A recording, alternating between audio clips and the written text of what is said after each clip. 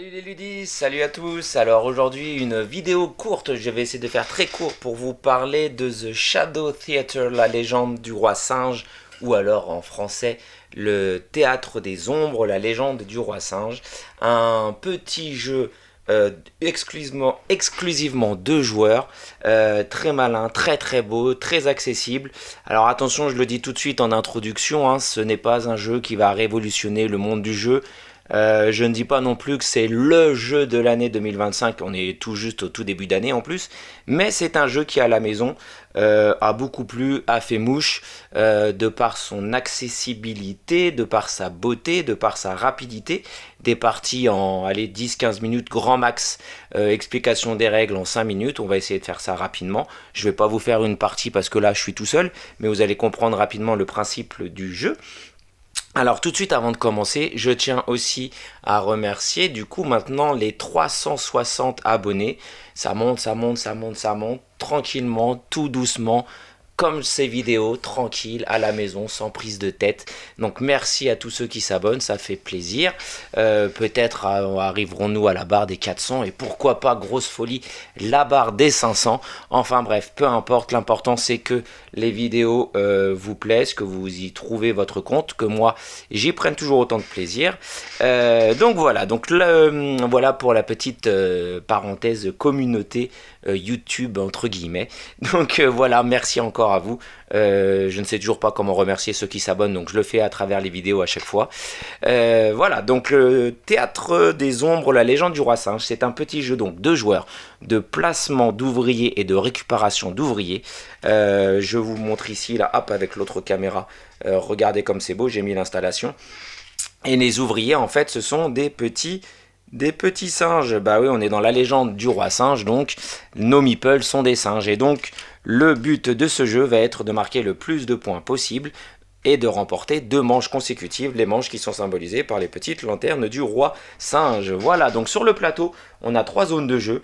On a la zone de l'antre du dragon, on a la zone du palais de l'empereur, composée de cette petite réserve de singes et des petites pierres, ces petites jades vertes, et on a le jardin céleste où va démarrer le roi singe sur les petits emplacements ici. Il y a 3 emplacements dans chaque lieu pour venir placer ces petits singes ou pour venir déplacer le roi singe qui lui va bloquer les lieux dans lequel il se trouve, enfin un emplacement dans lequel il se trouve. Donc au départ, il se trouve dans le jardin céleste, et donc le but du jeu est résumé ici, comment marquer des points. En fait, il va falloir récupérer des petites pêches qui se trouvent ici, en allant donc dans le jardin céleste. Dans le jardin céleste, on va récupérer des pêches, et donc chaque pêche va nourrir 3 singes, on va récupérer aussi des singes, et chaque singe qui est nourri rapporte 1 point. Pas compliqué. Un lot de 3 jades rapporte 2 points, plus celui qui est majoritaire sur les jades rapporte 2 points supplémentaires. Chaque petite carte ici dans l'antre du dragon va pouvoir récupérer des cartes pouvoir, des cartes effets ou voire des cartes points de victoire. Et si on n'a pas utilisé ces cartes, chaque carte non utilisée vaut 1 point. Et chaque carte avec 2 points de victoire derrière nous rapporte donc 2 points de victoire. Celui qui a le plus de points à la fin de la manche remporte une lanterne, celui qui a 2 lanternes remporte la partie. Ce n'est pas plus compliqué que ça. Alors, lors de la mise en place, en fait, le premier joueur va avoir 3 petits singes, le deuxième joueur va lui avoir 4 petits singes. Je vous parle des petits parchemins ici dans un instant. En début de partie, en fait, sur les 17 cartes pouvoir, c'est des cartes armes, ça s'appelle, on va en prendre juste 9 au hasard, donc on en mélange 9. Et donc 1, 2, 3, 4, 5, 6, 7, 8, 9. Hop, je ne vais pas faire la partie, donc on s'en fiche, ça là je l'enlève. On a donc 9 cartes sur les 16 du deck, ce qui permet de varier un petit peu les parties. On ne sait jamais quelles cartes sont disposées dans l'antre du dragon. Il y a peut-être beaucoup de cartes de points de victoire et peut-être pas beaucoup de cartes de points de victoire. Peut-être uniquement des cartes avec des effets. J'y reviens tout de suite. Donc les parchemins, je vous ai dit, je reviens juste après.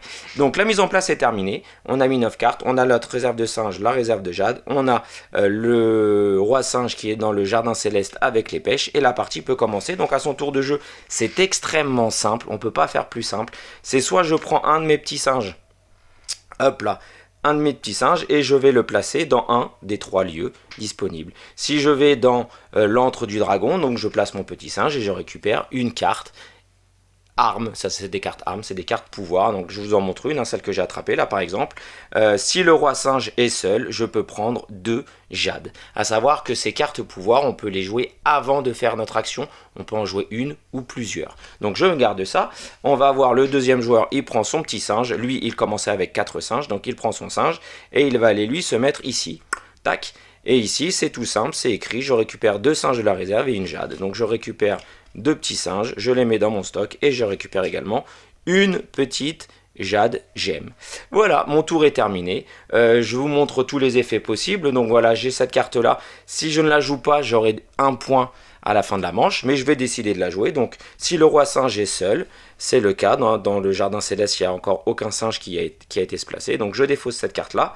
Hop, je l'ai utilisée. Et donc, ça me dit, je peux gagner 2 jade. Hop, ça, ce n'était pas mon tour. Jouer une carte ou des cartes pouvoir avant son tour de jeu, c'est possible. Et après, je fais mon tour. Donc, je vais faire mon dernier. Je vais aller ici. Tac, je vais me placer avec le roi singe. Donc, ça me dit, je récupère une pêche. Ce qui fait que je vais pouvoir, grâce à cette pêche-là, nourrir 3 petits singes. Et chaque singe nourri, c'est 1 point. Voilà, et je dois déplacer aussi le roi singe, donc je vais les déplacer ici. Allez, je bloque une place. On va faire un tour, hop, je vais ici, je prends une carte, c'est l'adversaire qui a pris une carte rouge, qui nous dit déplacez le roi singe et prenez une pêche. Voilà, donc il pourra utiliser cet effet-là plus tard dans la partie. Deuxième action possible, parce que là je vous ai juste montré une action de placer ses ouvriers. Deuxième action possible que l'on peut faire à son tour, récupérer tous les singes d'une zone. Donc je pourrais récupérer celui-ci, mais il n'y en a qu'un, c'est pas intéressant, celui-ci. Et là, mon action, ça va être de récupérer ces 2 singes. Tac. Et donc là, dans le cas présent, si la partie s'arrêtait là, ma petite pêche là, toum, je descends un petit peu, ma petite pêche me nourrit ces 3 singes là, donc j'aurai 3 points de victoire. Je n'ai pas un lot de 3 jades, donc je n'ai pas 2 points de victoire. Et je suis majoritaire en jade, j'aurai 2 points de victoire. Donc la partie continue ainsi. On place ces singes, on récupère ces singes, on déplace le roi singe, on active nos cartes armes avant de faire notre action.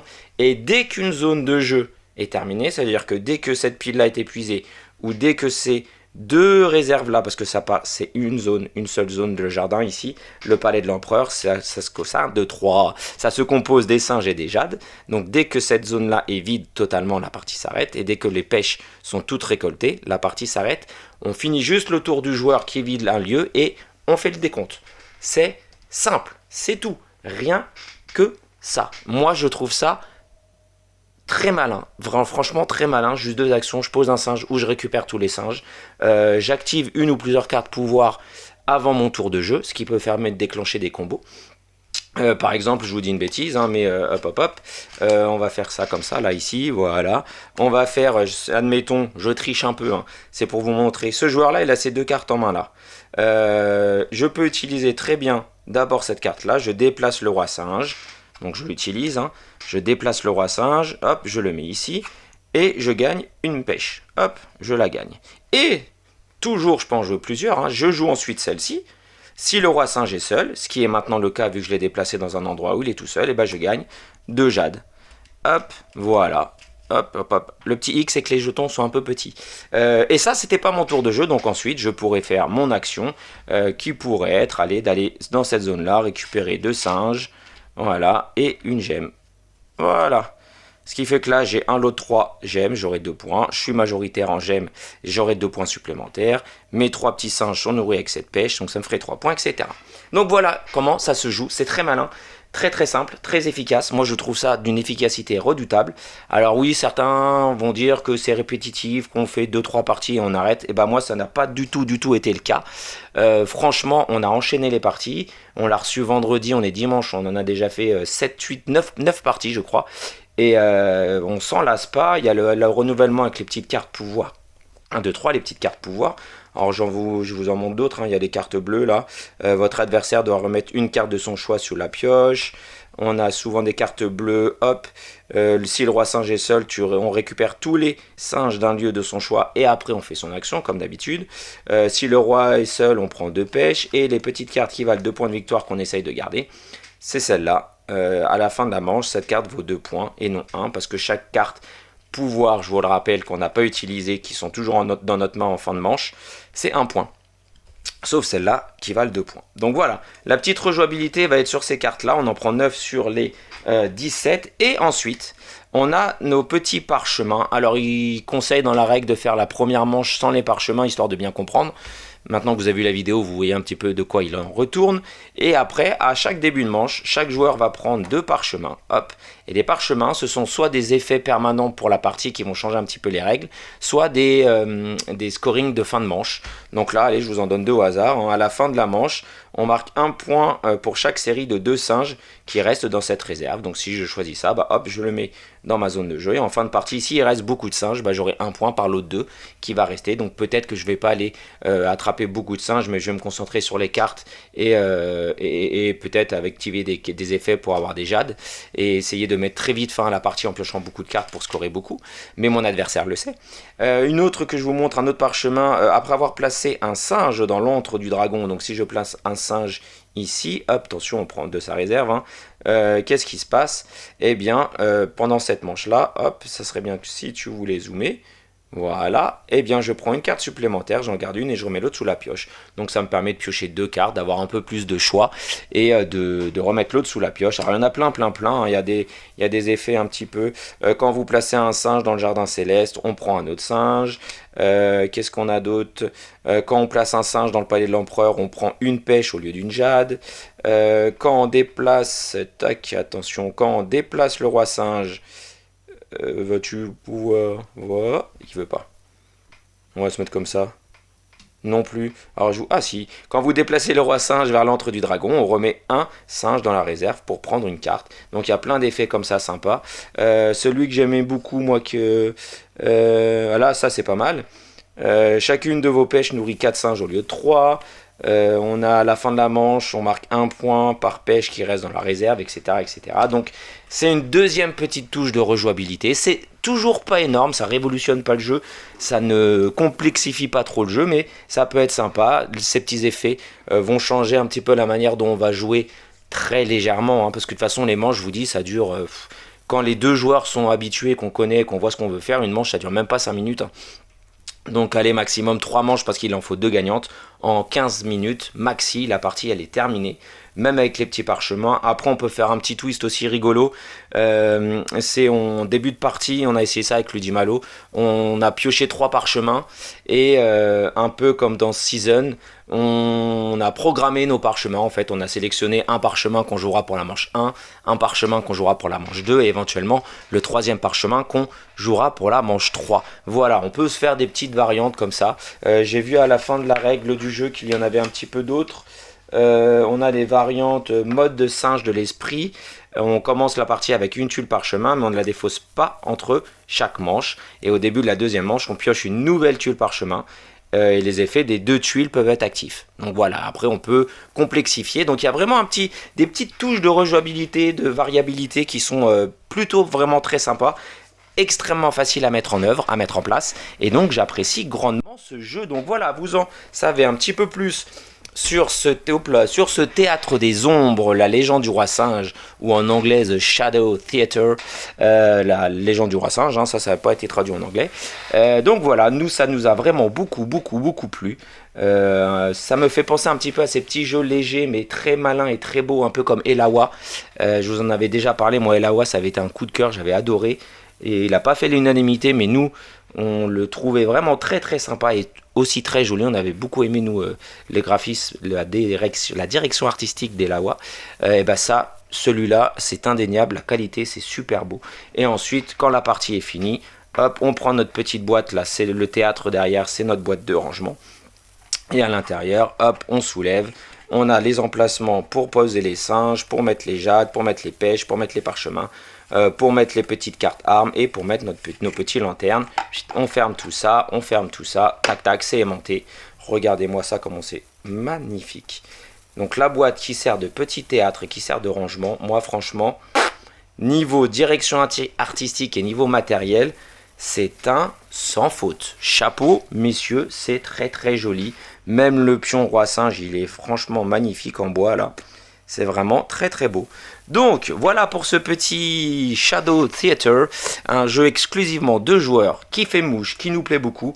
Petit hic, vraiment petit hic pour chipoter, c'est que les petits pions sont vraiment très petits, ils sont pas toujours simples à attraper, et dans la boîte non plus, surtout qu'il n'y avait pas de petits sachets en plastique, écologie oblige. Donc moi j'ai pris des petits sachets pour tout ranger, parce que franchement pour les sortir de la boîte, là par contre c'est pas simple. On passe presque plus de temps à sortir tous les petits pions de la boîte, sauf si on met tout en vrac sur la table, qu'à installer le jeu. Voilà, c'est le petit hic, c'est un peu petit. Mais voilà, ce Shadow Theater. Donc, moi je vous dis, passez du bon temps, prenez-vous des bonnes boîtes de jeux à 2, à 3, à 4, à 5, entre amis ou entre familles. Passez du bon temps ludique, ça fait plaisir, surtout avec le temps pourri qu'on se tape en ce moment. Donc, n'hésitez pas toujours à aller faire un tour sur www.unepartieunephotounePhrase.com.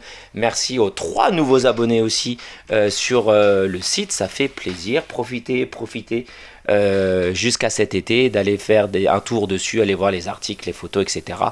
Et nous, comme d'habitude, je vous dis à bientôt. Vidéo qui a fait moins de 20 minutes, c'est un exploit. Donc merci beaucoup à vous, bon visionnage, et on se retrouve pour une autre vidéo, pourquoi pas, si la grippe ne m'a pas touché, parce qu'à la maison c'est un peu l'hécatombe. Donc en tout cas, bonne fin de journée, bonne fin de soirée, bonne nuit et bonne matinée, je ne sais pas. À bientôt pour une autre vidéo. Salut, salut!